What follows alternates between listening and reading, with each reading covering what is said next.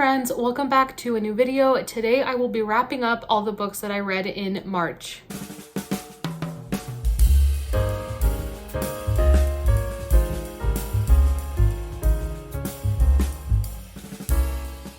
In the month of March, I read 16 books in total, and I participated both in middle grade March and in March Mystery Madness. And I also had a few books that I ended up reading for the Around the World in 80 Days Readathon, which has come to an end. And I do have a little wrap-up video. It's a very short video, and I'll leave that linked below, as well as my mid-month wrap-up if you would like to hear my thoughts about the books I read in the first half of March. I will quickly mention those books, but I'm not going to spend any time talking about them. So in the first half of March, I read A Place to Hang the Moon by Kate Albus, The Bullet That Missed by Richard Osman, A Dance in Donegal by Jennifer Dybel, Up from the Sea by Amanda Dykes, Small Favors by Erin A. Craig, The Ghost of Midnight Lake by Lucy Strange, Transformed: The Perils of the Frog Prince by Megan Morrison, and Sweeping Paste by Durian Sukagawa. Before I go over all the books that I finished in the second half of March, I just want to quickly mention The Dead Man in the Garden by Martha Jocelyn. This is the third book in the Aggie Morton mystery series, and I am almost finished. I just didn't get a chance to finish it in March, which is completely fine. This book is actually set in April, so I don't mind extending it into April, but I am almost finished this one, so I guess I could count it for middle grade March. I just didn't finish it in March. All right, so now I'm gonna go over all the books that I finished in this half of the month, but they are in no particular order. So the first one I have here is A River Enchanted by Rebecca Ross. This is the first book in a duology, and honestly, Rebecca Ross is an auto-buy author for me. I want to read everything that she writes. I adore her writing. She creates such beautiful fantasy worlds. I'm just constantly surprised by how unique her worlds are. I absolutely love it. This world in particular is inspired by Scotland. Scotland is one of my favorite settings, and just having a fantasy world inspired by Scotland was so much fun. So in this book, we have a young man named Jack, and he was basically sent away from his home island called Cadence, and he was sent to the mainland to become a bard and to study at the university. But Jack ends up actually getting called home to Cadence by his childhood nemesis, Adara, and she's actually an heiress. Her father is Laird, and so she will become Laird after him.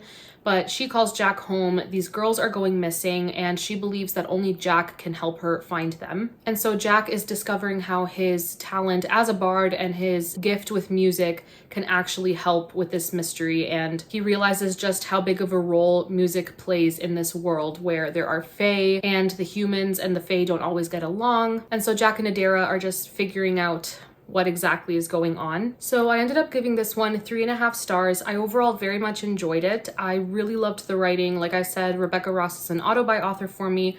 I love how she writes. I love the fantasy worlds that she creates, but unfortunately the mystery itself and the story, the plot line, fell a little bit flat for me. There were a few aspects of the story that felt very obvious to me, and it just went in a direction that I was kind of expecting. And so when we got to certain resolutions, it was just kind of obvious, and I just didn't feel as surprised as I would have liked to. I would say this story has two main plot storylines kind of going. So we have the main storyline with the mystery, and that's kind of Jack and Adara's side of the story. But then we have these side characters, and their storyline has more to do with emotional healing, and I was definitely more invested in them. So even though the story was a little bit underwhelming for me, I still love Rebecca Ross, and I cannot wait to read the second book in this duology. I'm also participating in Oshina's Christian Romance Reading Challenge, and for the month of March, the prompt was to read a book in a series.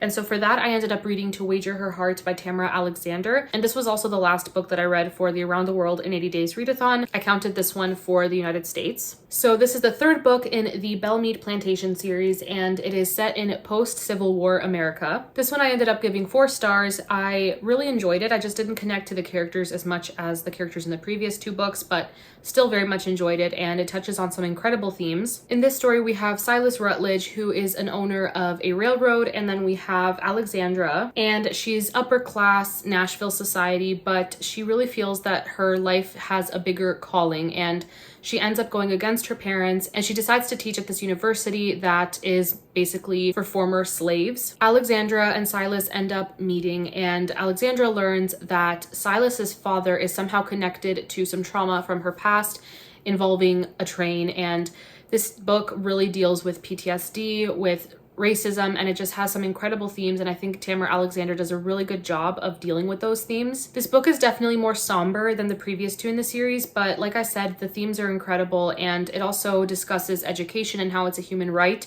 and I love it for that. I also love that the university that Alexandra taught at, it's Fisk University if I'm not mistaken, and it was a real university as well, so I ended up looking much more into that university, and the history is fascinating. I also forgot to mention this was a reread for me, so I have read it before, and I ended up buddy reading it with my friend Joanne. It was a reread for the both of us, so I really enjoyed it, and I would highly recommend. These next two books are both middle grade, so the first one here is The Last Mapmaker by Christina Soon-Tornbat, and this one I buddy read with my friend Tiffany from Beautiful Minutia. I'll have her channel linked below. And we both very much enjoyed this. She loved it a little bit more than I did, but I still very, very much enjoyed this story. And so this is a fantasy, a middle grade fantasy in this world that's inspired by Thailand. It's this kingdom in which class means absolutely everything, and your social status is dictated by your ancestry, basically. And so our main character, her name is CeCes. She's this 12-year-old girl, and she's actually the daughter of a con man. So she's definitely not very high up in this hierarchy. She's a very talented map maker and just very good at copying down what she sees and what she observes. And so she ends up apprenticing with a map maker, and she's given the opportunity to embark on this adventure on the high seas. And it's basically the queen that is sending this group of people to chart the southern seas and maybe even discover this land called the Sunderlands that is stuff of legend. And so the story is really Sai on this grand adventure, and it is really, really fun. I really enjoyed the world building in this story. I loved the political aspect and just the way that the society works. There were some really interesting side characters and some plot twists that I personally didn't see coming, and I thought they were so fun. My personal thing, I just couldn't really connect to Sai. She felt a little bit flat as a character compared to the side characters. That's definitely just my perspective and my experience with the story. This book had a lot going for it, especially the themes of classism and this beautiful fantasy world, sailing the open seas and adventure, just things that I really love. I was just taken aback by the way that Sai was written. She felt like a much older character, and at times I didn't really get a grasp of what her personality was like, and I'm a very character-driven reader, and so that kind of threw me off. But like I said, I very much enjoyed this, and the ending was great. There was a lot of build up and tension, and I really like where the story went. So yeah, 4 stars, would highly recommend. And then the other middle grade I have here is a graphic novel, and that is CeCes Journal, The Adventures of a Writer in Training by Joris Chamberlain and Aurélie Neyret. Sorry if I mispronounced that. But like I said, this is a graphic novel, and it was a very, very sweet and beautifully illustrated story. And so we have young CeCe, and she wants to be a writer. She likes to explore her surroundings and study her environment and study the people around her. And one day she's out with her friends, and they see this mysterious older gentleman coming out of a forest with a bunch of paint buckets. And he does this on a regular basis, and so they're trying to figure out what on earth he's doing. And so they do just that.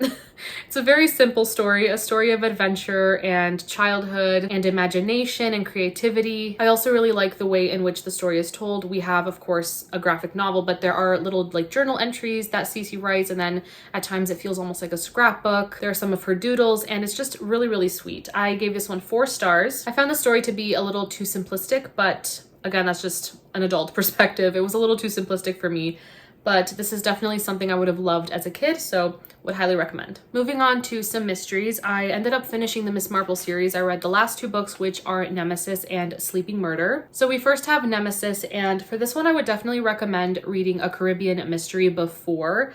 You don't necessarily have to read the Miss Marple books in order, but with this one, a Caribbean mystery, there's a past acquaintance of Miss Marple, and the plot in this story kind of hinges on that past acquaintance, so would recommend reading that one first. So in this one, Miss Marple gets a letter from said character that she met in a Caribbean mystery, but he's actually recently passed away, and he writes to her and he leaves her these instructions to solve a crime, but he doesn't tell Miss Marple anything about the who, what, when, and where. Basically just that a crime occurred and he wants Miss Marple to solve it. And so with almost nothing to go off of, Miss Marple goes ahead and does just that because she's Miss Marple. The story itself started off really interesting, really intriguing, but it really started to meander, and for an Agatha Christie, this book is pretty long. It's almost 300 pages, which is not long in and of itself, but for Agatha Christie, I find that a lot of them tend to be around 200 pages, and yeah, this one was just too long and it really meandered. If it were edited down and were maybe 50 pages shorter, I think it could have been written much better, but just overall, I found myself really bored at times. The ending was fun, and Miss Marple is a great character. I really, really enjoy her as a character, but I was just left wanting more with the mystery, and I ended up giving this one 3 stars. And then we also have Sleeping Murder, which I initially gave 3 stars, but I bumped it up to 3.5 stars. The further I get away from it, the more I'm fond of the story, so to speak. I think with this one, it was definitely the characters. I found them to be very, very interesting. I think the reason I rated it a little bit lower when I initially finished the story was just because I wasn't really surprised by the ending of the mystery. I guessed a big part of the outcome pretty early in the story, but it was still really fun. And so in this one, we have a couple that has moved from New Zealand to England. We have Gwenda and Giles, and they end up moving into this big old house. And Gwenda in particular starts to notice some really odd things within the house, and she gets this feeling like she remembers something from her childhood that happened in that house specifically. And so she ends up meeting Miss Marple through an acquaintance, through a friend of a friend, and Miss Marple comes, and they're just trying to figure out if Gwenda is remembering a crime or is her mind playing tricks on her. It's just a really fun twist on a typical Agatha Christie whodunit. So I definitely won't spoil anything, but like I said, I did guess a big part of the outcome, and I really just don't like when I can guess the outcome. That's just the kind of mystery reader I am.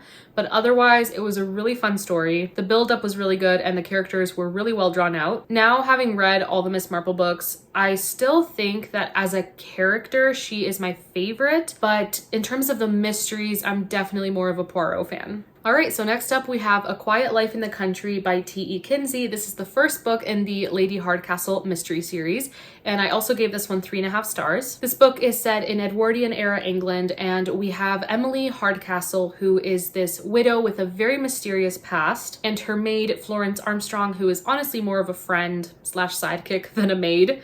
But them two together, they're just like the funniest pair. And so they end up leaving London and they move to the English countryside to catch a break from who knows what. The reader is never told what they need a break from. And I think that's part of the intrigue, is not really knowing about their past. But they move to the countryside. They're hoping for some peace and quiet, only to find a dead body hanging in a forest. And in typical amateur sleuth fashion, Lady Hardcastle and Flo end up on this quest to find a murderer. They get their noses into village drama, and basically they're just working together to figure out who done it and why. So Flo as a character, the maid, she is hilarious. She's so funny, so quirky. I really love how there are all these little hints to their past without us being told exactly what on earth they experienced and what they did before moving to the countryside. I will say at times I found the pacing to be a little bit sluggish, and I kind of got a little bit taken out of the story, a little bit bored, and I did struggle a little bit to kind of figure out who is who because there were so many characters introduced. But overall, this was a very fun and lighthearted, cozy mystery, and I would highly recommend, and I cannot wait to continue with the series. All right, and then I have one final book to talk about, and this is one of my favorite reads of the entire month. It was so precious, and that is The Tale of Hilltop Farm by Susan Wittig Albert. This is the first in the Cottage Tales mystery series. Although this is a mystery, it's very light on the mystery, and this is much more of a cozy, domestic, Edwardian era English countryside story. So the main character of this story is actually Beatrix Potter, who, if you don't know, she wrote and illustrated all the Peter Rabbit stories. And in the story, Beatrix basically moves into this cottage in a village called Sorry in the English countryside, or Sorry, I don't know how to pronounce it. But she moves into this village because of the loss of her fiance, and to try to get away from her overbearing parents. She's trying to be a lot more independent. And so she's craving that independence, and she's also grieving, and she moves into this cottage with a bunch of her animal companions who talk.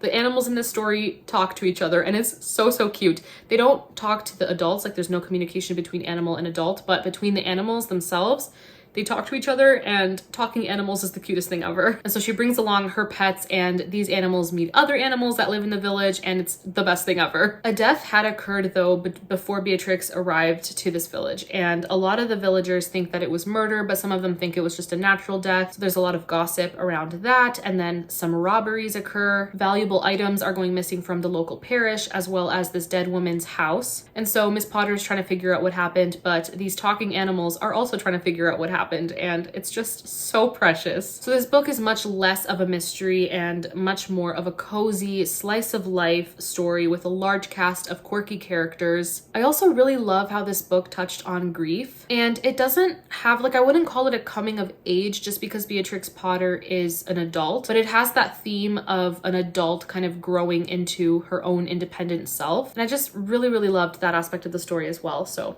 would highly recommend. This is so cozy. And if talking animals sounds like one of the cutest things you've ever heard and you think you would enjoy that, I would highly recommend this book. I give it 4.5 stars. So good. Okay, so that is it. Those are the books that I read in March. I'm overall very happy with how my reading went throughout the month. Please let me know how March was for all of you, what your favorite book was, your least favorite book. I would love to know in the comments. And that is it for this video. Thank you so much for watching, and I will see you all in my next one. Bye.